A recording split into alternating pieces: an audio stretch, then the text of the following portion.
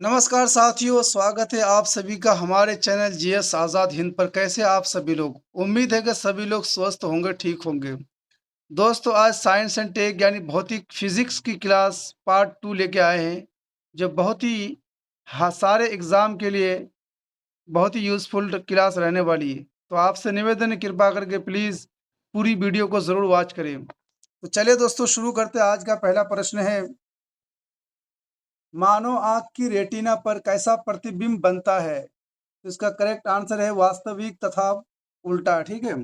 अगला प्रश्न है, जब कोई वस्तु दो समानांतर समतल दर्पणों के बीच रखी जाती है तो बने हुए प्रतिबिंबों की संख्या क्या होगी? इसका करेक्ट आंसर है अनंत। ठीक है, जरूर याद रखिएगा। अगला प्रश्न है दोस्तों, हम पृथ्वी के पृष्ठ पर सूर्य का प्रकाश प्राप्त करते हैं। ये प्रकाश किस प्रकार के यानी किरण पुंज है? इसका करेक्ट आंसर है समांतर। ठीक है। अगला प्रश्न है दोस्तों, डायऑप्टर किसकी इकाई है? और डायऑप्टर किसकी इकाई है? इसका करेक्ट आंसर है लेंस की क्षमता की। ठीक है, लेंस की क्षमता की, जरूर याद रखिएगा। अगला प्रश्न दोस्तों, श्वेत प्रकाश कितने तरंग यानी रंगों के मेल से बना होता है? ठीक है, तो इसका करेक्ट आंसर है 7। यानी श्वेत प्रकाश कितने तरंगों के मेल से बना होता है? आपका आंसर होना चाहिए 7 प्रकार के। ठीक है। अगला प्रश्न है दोस्तों, किस रंग का तरंग दैर्ध्य अधिकतम होता है? इसका करेक्ट आंसर है लाल। ठीक है, जरूर याद रखिएगा। अगला प्रश्न है दोस्तों, सूर्य की किरणों में कितने रंग होते हैं? इसका करेक्ट आंसर है 7। ठीक है, जरूर याद रखिएगा। साथियों, यानी सूर्य की किरणों में कितने रंग होते हैं? तो 7 रंग होते हैं। ठीक है, जरूर याद रखिएगा। अगला प्रश्न, 9वां प्रश्न है दोस्तों, यदि वायुमंडल ना हो तो पृथ्वी से आकाश किस रंग का दिखाई देगा? इसका करेक्ट आंसर होगा काला। ठीक है। अगला प्रश्न है, फोटोग्राफिक कैमरे का कौन सा भाग आंख की रेटिना की तरह कार्य करता है? इसका करेक्ट आंसर है फिल्म। ठीक है। अगला प्रश्न दोस्तों, कैमरे में किस प्रकार का लेंस उपयोग में लाया जाता है? इसका करेक्ट आंसर है उत्तल के लेंस उपयोग में लाया जाता है। 12वां प्रश्न है दोस्तों, मानव की आंख वस्तु का प्रतिबिंब किस भाग पर बनाती है? इसका करेक्ट आंसर है रेटिना भाग पर बनाती है। ठीक है। अगला है, आंख के किस भाग द्वारा आंख में प्रवेश करने वाले प्रकाश की मात्रा नियंत्रित होती है? इसका करेक्ट आंसर है आइरिस। ठीक है, आपका करेक्ट आंसर है आइरिस। अगला प्रश्न है दोस्तों, नेत्रदान में दाता की आंख के किस हिस्से को प्रतिरूपित किया जाता है? तो इसका करेक्ट आंसर है कॉर्निया को। ठीक है, जरूर याद रखिएगा। अगला प्रश्न है, स्वस्थ यानी स्वस्थ नेत्र के लिए स्पष्ट दृष्टि की न्यूनतम दूरी कितनी होती है? इसका करेक्ट आंसर है 25 सेंटीमीटर। ठीक है। अगला प्रश्न है, यदि कोई व्यक्ति दूर की वस्तुओं को स्पष्ट नहीं देख सकता है तो उसकी दृष्टि में कौन सा दोष होगा? इसका करेक्ट आंसर है निकट दृष्टि। दोस्तों, आपसे निवेदन है प्लीज कि हमारे चैनल जीएस आज़ाद हिंद को जरूर से जरूर सब्सक्राइब करें और आप लोग हमें भी सपोर्ट कीजिए और अपने दोस्तों यारों तक भी वीडियो को जरूर शेयर कर दीजिए। ठीक है दोस्तों। अगला प्रश्न दोस्तों, दूरदृष्टि दोष से पीड़ित व्यक्ति के चश्मे में कौन सा लेंस प्रयोग किया जाता है? इसका करेक्ट आंसर है उत्तल लेंस। ठीक है, उत्तल लेंस आपका करेक्ट आंसर है। 18वां प्रश्न है दोस्तों, चश्मा प्रयुक्त करने वाले चश्मा प्रयुक्त करने वाले व्यक्तियों को सूक्ष्मदर्शी का प्रयोग किस प्रकार करना चाहिए? इसका करेक्ट आंसर है उन्हें चश्मा रहने यानी उन्हें चश्मा पहने रहना चाहिए। आपका करेक्ट आंसर है। ठीक है। अगला प्रश्न है, एक मनुष्य 1 मीटर से कम दूरी की वस्तु को स्पष्ट नहीं देख सकता है, वह व्यक्ति किस दोष से पीड़ित है? इसका करेक्ट आंसर है दूरदृष्टि से वे व्यक्ति पीड़ित है। ठीक है। अगला प्रश्न साथियों, घड़ी समाज घड़ी की बारीकी यानी बारीक पुर्जों को देखने के लिए किसका उपयोग करता है? इसका करेक्ट आंसर है साथियों आवर्धक लेंस। ठीक है, घड़ी साज घड़ी की बारीक पुर्जों को देखने के लिए किसका उपयोग करता है? तो आवर्धक लेंस का। ठीक है, अगला है दूर की वस्तुओं के निरीक्षण के लिए किस प्रकाशिक यंत्र का उपयोग किया जाता है? इसका करेक्ट आंसर दोस्तों दूरदर्शी। ठीक है, दूरदर्शी का उपयोग किया जाता है। 22वां प्रश्न साथियों, तंतु प्रकाशिक संचार में संकेत किस रूप से प्रवाहित होता है? इसका करेक्ट आंसर है प्रकाश तरंग। जरूर याद रखिएगा दोस्तों, ये वीडियो बहुत ही इंपॉर्टेंट है हर प्रतियोगिता एग्जाम के लिए। अगला प्रश्न दोस्तों, कांचों में से कौन सा एक पराबैंगनी किरणों का विच्छेद कर सकता है? ठीक है, तो इसका करेक्ट आंसर है क्रूक्स कांच। जरूर याद रखिएगा। अगला प्रश्न है दोस्तों, प्रकाश के अगला प्रश्न है प्रकाश के प्रकारों में से किन का किन का पौधे द्वारा तीव्र अवशोषण होता है? इसका करेक्ट आंसर है नीला और लाल पौधा। अगला प्रश्न दोस्तों, जब प्रकाश की तरंगे वायु में कांच में होकर गुजरती है तब कौन सी परितत्वीय प्रभावित होंगे? इसका करेक्ट आंसर साथियों केवल तरंग धैर्य तथा वेग। ठीक है, जरूर याद रखिएगा। अगला प्रश्न है दोस्तों, निकट दृष्टिकोण दोष दूर करने के लिए कौन सा लेंस उपयोग में लाया जाता है? इसका करेक्ट आंसर है नतोदर। ठीक है, यानी कॉनकेव। जरूर याद रखिएगा, आपका आंसर है नतोदर कॉनकेव। अगला प्रश्न है अवतल लेंस हमेशा किस प्रकार का प्रतिबिंब बनाते हैं? इसका करेक्ट आंसर है आभासी प्रतिबिंब। ठीक है, आभासी प्रतिबिंब बनाते हैं, जरूर याद रखिएगा। 28वां प्रश्न साथियों, संचार में प्रयुक्त फाइबर ऑप्टिक केबल किस सिद्धांत पर कार्य करता है? इसका करेक्ट आंसर है प्रकाश के पूर्ण आंतरिक परावर्तन। ठीक है, आंसर है आपका प्रकाश के पूर्ण आंतरिक परावर्तन। अगला प्रश्न है श्वेत प्रकाश को नली में कैसे पैदा करते हैं? इसका करेक्ट आंसर दोस्तों तंतु को गर्म करके। ठीक है, यानी श्वेत प्रकाश को नली में कैसे पैदा करते हैं? तो तंतु को गर्म करके पैदा करते हैं, जरूर याद रखिएगा। 30वां प्रश्न साथियों, प्रकाश की गति किसके बीच से जाते हुए न्यूनतम होती है? इसका करेक्ट आंसर है कांच। ठीक है, अगला प्रश्न है किस तिथि को दोपहर को आपकी छाया सबसे छोटी होती है? ठीक है, यानी किस तिथि को दोपहर को आपकी छाया सबसे छोटी होती है? इसका करेक्ट आंसर है 21 जून को। जरूर याद रखिएगा। अगला प्रश्न दोस्तों, फोटोन किसकी मूलभूत यूनिट मात्रा है? ठीक है, यानी फोटोन किसकी मूलभूत यूनिट मात्रा है? ठीक है, इसका करेक्ट आंसर है प्रकाश का। ठीक है, अगला है विकिरण की कण प्रकृति की पुष्टि किससे की जाती है? ठीक है, यानी विकिरण की कण प्रकृति की पुष्टि किससे की जाती है? इसका करेक्ट आंसर है प्रकाश वैद्युत प्रभाव से। ठीक है, प्रकाश वैद्युत प्रभाव से जो है पुष्टि की जाती है। ठीक है, अगला प्रश्न है अबिंदुकता का दोष दूर करने के लिए किस लेंस का प्रयोग करना चाहिए? इसका करेक्ट आंसर है सिलेंडरी लेंस का। ठीक है, सिलेंडरी लेंस का प्रयोग करना चाहिए। अगला प्रश्न है प्रत्यावर्ती धारा को दिष्ट धारा में किसके द्वारा बदला जाता है? इसका करेक्ट आंसर है रेक्टिफायर। ठीक है, रेक्टिफायर के द्वारा जो है बदला जाता है, जरूर याद रखिएगा। 36वां प्रश्न साथियों, बिजली के बल्ब का फिलामेंट किस तत्व से बना होता है? साथियों ये बहुत ही इंपॉर्टेंट है, जरूर याद रखिएगा। ठीक है, बिजली के बल्ब का फिलामेंट किस तत्व से बना होता है? इसका करेक्ट आंसर है टंगस्टन से बना रहता है। ठीक है, अगला प्रश्न है ट्यूबलाइट ट्यूबलाइट में ऊर्जा का लगभग कितना भाग प्रकाश में परिवर्तित होता है? इसका करेक्ट आंसर है 60 से 70%।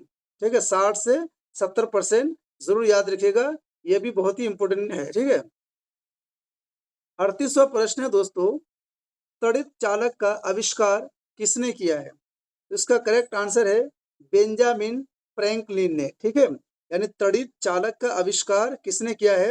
आपका आंसर होना चाहिए बेंजामिन फ्रैंकलिन। ठीक है, अगला प्रश्न है, विद्युत उत्पन्न करने के लिए कौन सी धातु का उपयोग होता है? इसका करेक्ट आंसर है यूरेनियम। ठीक है, यूरेनियम का उपयोग होता है, जरूर याद रखिएगा, यह भी आपके लिए बहुत ही वेरी वेरी इंपॉर्टेंट हो जाता है। अगला प्रश्न है दोस्तों, एकीकृत परिपथ में प्रयुक्त अर्धचालक चिप किसकी बनी होती है? इसका करेक्ट आंसर है सिलिकॉन की बनी होती है। यानी एकीकृत परिपथ में प्रयुक्त अर्धचालक चिप किसकी बनी होती है? इसका करेक्ट आंसर साथियों सिलिकॉन का, जरूर याद रखिएगा। अगला प्रश्न है, यदि किसी परारूपी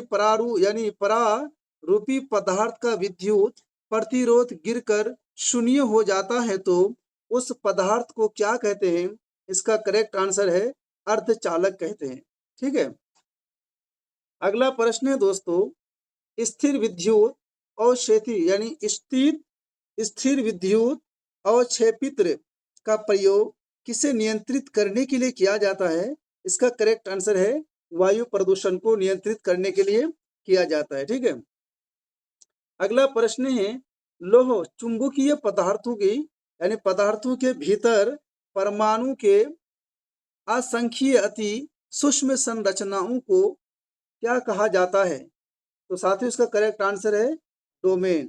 ठीक है, यानी लौह चुंबकीय पदार्थों के भीतर परमाणु के असंख्य अति सूक्ष्म संरचनाओं को क्या कहा जाता है? आपका आंसर होना चाहिए डोमेन कहा जाता है। 44वां प्रश्न है दोस्तों, मुक्त रूप से निलंबित चुंबकीय सुई किस दिशा में टिकती है? इसका करेक्ट आंसर है उत्तर दक्षिण दिशा में। ठीक है, उत्तर और दक्षिण दिशा में टिकती है। अगला प्रश्न साथियों, विद्युत चुंबकीय प्रेरणा के यानी प्रेरण के नियमों का उपयोग किसको बनाने में उपयोग किया गया है? तो इसका करेक्ट आंसर है जनित्र। दोस्तों आपसे निवेदन है कि प्लीज हमारे चैनल जीएस आजाद हिंद को जरूर से जरूर सब्सक्राइब कीजिए और आप लोग हमें भी सपोर्ट कीजिए प्लीज, और अपने दोस्तों यारों तक हमारे वीडियो को जरूर शेयर कीजिए और पूरी वीडियो को जरूर वॉच कीजिए। तो साथियों अगला प्रश्न है, पृथ्वी एक बहुत बड़ा चुंबक है, इसका चुंबकीय क्षेत्र किस दिशा में विस्तृत होता है? इसका करेक्ट आंसर है दक्षिण से उत्तर। यह भी आपके लिए वेरी वेरी इंपॉर्टेंट क्वेश्चन है एग्जाम के लिए। ठीक है, अगला प्रश्न है, जिस तत्व में परमाणु में 2 प्रोटॉन 2 न्यूट्रॉन और 2 इलेक्ट्रॉन हो, ठीक है, उस तत्व का द्रव्यमान संख्या कितना होता है? इसका करेक्ट आंसर है 4 होता है। ठीक है, अगला प्रश्न है 48वां, पृथ्वी की आयु का निर्धारण किस विधि द्वारा किया जाता है? इसका करेक्ट आंसर है यूरेनियम विधि द्वारा किया जाता है। ठीक है, अगला प्रश्न साथियों, कुलीज यानी कुलीज नलिका का प्रयोग किया यानी कुलीज नलिका का प्रयोग किया उत्पन्न करने के लिए किया जाता है। इसका करेक्ट आंसर है एक्स किरणों के। ठीक है, एक्स किरणें, जरूर याद रखिएगा। 50वां प्रश्न दोस्तों, परमाणु बम में विस्फोट में भारी मात्रा में ऊर्जा यानी ऊर्जा किसके कारण निकलती है? तो इसका करेक्ट आंसर है द्रव्य का ऊर्जा में परिवर्तन। आपका आंसर राइट है। ठीक है, अगला प्रश्न है, सेमीकंडक्टर में उसके प्रयोग के आधार पर अशुद्धियां किसके लिए मिलाई जाती है? इसका करेक्ट आंसर है उसकी विद्युत यानी चालकता बढ़ाने के लिए। ठीक है, चालकता बढ़ाने के लिए जो है अशुद्धियां यानी मिलाई जाती। ठीक है, अगला प्रश्न है दोस्तों, जब जर्मेनियम जाली में आर्सेनिक परमाणु डाले जाते हैं तो वह क्या बन जाता है? इसका करेक्ट आंसर है बाह्य सेमीकंडक्टर। ठीक है, बाह्य सेमीकंडक्टर बन जाता है, जरूर याद रखिएगा। अगला प्रश्न है दोस्तों, कृष्ण छिद्र यानी ब्लैक होल सिद्धांत को किसने प्रतिपादित किया था? तो इसका करेक्ट आंसर है एस चंद्रशेखर ने। ठीक है, ये भी आपके लिए बहुत इंपॉर्टेंट हो जाता है, प्लीज जरूर याद रखिएगा। कृष्ण छिद्र यानी ब्लैक होल सिद्धांत को किसने प्रतिपादित किया था? तो आपका आंसर होना चाहिए एस चंद्रशेखर ने। ठीक है, अगला प्रश्न 54वां साथियों, नोबेल पुरस्कार अल्फ्रेड नोबेल के नाम पर शुरू हुआ, जिन्होंने किसकी खोज की, यानी किसकी खोज की थी? इसका करेक्ट आंसर है डायनामाइट। ठीक है, यानी इन्होंने डायनामाइट की खोज की।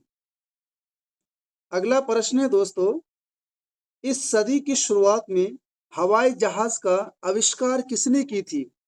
तो इसका करेक्ट आंसर होगा राइट ब्रदर्स ने। ठीक है, ये भी आपके लिए बहुत इंपॉर्टेंट हो जाता है, प्लीज जरूर कॉपी में नोट डाउन करते रहिए आप लोग। अगला प्रश्न है दोस्तों, इलेक्ट्रॉन सूक्ष्मदर्शी का आविष्कार किसने किया था? इसका करेक्ट आंसर है नोल और रुस्का। ठीक है, नोल और रुस्का ने किया था। किसका? इलेक्ट्रॉन सूक्ष्मदर्शी का आविष्कार किया था। किसने किया था? नोल और रुस्का ने किया था। अगला प्रश्न है, मेडिकल डॉक्टर्स यानी व्यवसायिकों द्वारा किस उपकरण का उपयोग किया जाता है? तो इसका करेक्ट आंसर है साथियों स्टेथोस्कोप। ठीक है, यानी स्टेथोस्कोप का जो है उपयोग किया जाता है, जरूर याद रखिएगा। अगला प्रश्न है दोस्तों, महासागर में डूबी हुई वस्तुओं की स्थिति जानने के लिए किस यंत्र का प्रयोग किया जाता है? तो आपका करेक्ट आंसर होगा सोनार का प्रयोग किया जाता है। प्लीज ये भी बहुत इंपॉर्टेंट है, जरूर याद रखिएगा। ठीक है, और साथ ही चैनल को जरूर सब्सक्राइब कीजिए। आपको सब्सक्राइब करने में कोई पैसा नहीं लगेगा, बस ये कि आपकी सपोर्ट हमें जरूर मिलेगी। अगला प्रश्न साथियों, सूर्य की किरणों की तीव्रता मापने वाले उपकरण को क्या कहते हैं? ये भी आपके लिए बहुत इंपॉर्टेंट हो जाता है, प्लीज जरूर याद रखिएगा। तो इसको साथियों हाईग्रोमीटर कहते हैं। ठीक है, यानी हाईग्रोमीटर कहते हैं, यानी सूर्य की किरणों की तीव्रता मापने वाले उपकरण को क्या कहते हैं? हाईग्रोमीटर कहते हैं, जरूर याद रखिएगा। अगला प्रश्न है दोस्तों, एक उड़ते हुए चक्की की प्रति सेकंड घूर्णन किससे मापी जाती है? ठीक है, तो इसका करेक्ट आंसर है स्ट्रोबोस्कोप से, यानी स्ट्रोबोस्कोप से जो है मापी जाती है, जरूर याद रखिएगा। अगला प्रश्न है, कौन सा उपकरण चिकित्सकों द्वारा इस्तेमाल किया जाता है, यानी डॉक्टरों द्वारा इस्तेमाल किया जाता है? तो इसका करेक्ट आंसर है स्टेथोस्कोप। ठीक है, यानी स्टेथोस्कोप जो है इस्तेमाल किया जाता है, जरूर याद रखिएगा। अगला प्रश्न है दोस्तों, चंद्र यानी चंद्रा एक्सरे दूरबीन का नाम किस वैज्ञानिक के सम्मान में रखा गया है? साथियों ये भी क्वेश्चन 100% उम्मीद है कि एग्जाम में आएगा। ठीक है, यानी चंद्रा एक्सरे दूरबीन का नाम किस वैज्ञानिक के सम्मान में रखा गया है? तो आपका करेक्ट आंसर होना चाहिए एस चंद्रशेखर। ठीक है, इसके नाम पे रखा गया है। अगला प्रश्न है साइक्लोट्रॉन। ठीक है, साइक्लोट्रॉन किसको त्वरित करने के लिए प्रयुक्त किया जाता है? तो इसका करेक्ट आंसर साथियों परमाणु। ठीक है, जरूर याद रखिएगा आप लोग। साथियों अगला प्रश्न है, पायरोमीटर किसके मापने में प्रयोग में लाया जाता है? तो इसका करेक्ट आंसर है उच्च तापमान। ठीक है, तो उच्च तापमान मापने के लिए किस चीज का इस्तेमाल किया जाता है? पायरोमीटर का उपयोग किया जाता है। ठीक है, जरूर याद रखिएगा।